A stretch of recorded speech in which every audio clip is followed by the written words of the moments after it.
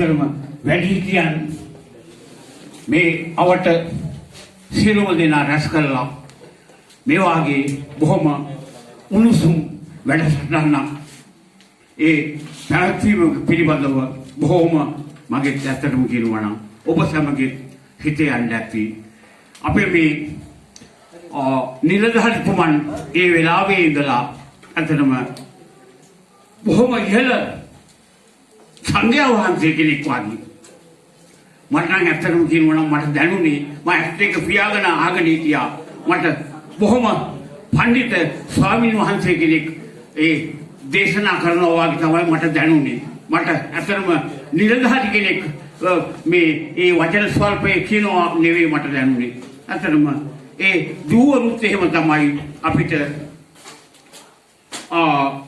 ඒ අපේ පුංචි කාලේ ගැන ඒ කියපු ගීත අපේ හිත බොහෝම ඇදී ගියා. ඉතින් මම අපි බොහොම හිමින් ඒවා අපි කියවුවා. ඉතින් අත්තටම කියනවා නම් තවත් මෙහෙම වැඩසටහන් මෙහෙම අපේ දෙමාපියෝ දැනුවත් කළා අපේ වැඩිහිටියන් දැනුවත් කළා. මෙහෙම වැඩසටහන් අනාගතයේදී පාර්පණ්ඩ උණ්ඩ ශක්තිය ධෛර්යය ලැබේවා කියලා මම ප්‍රාර්ථනා කරමින් මම නවතිනවා බොහොම ස්තුතියි.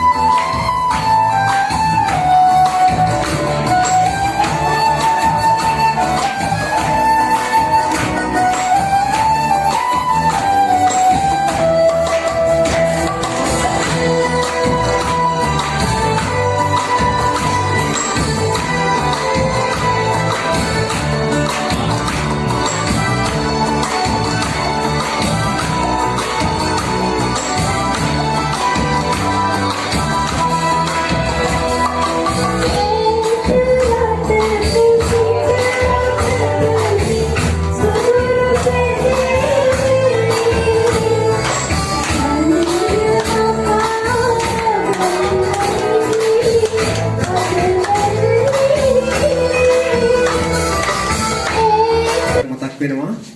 අපේ මේ ආදරණීය නර්තන දැක්කු දුවල දිහා දැක්කම මෙන්න මෙහෙම දෙයක්.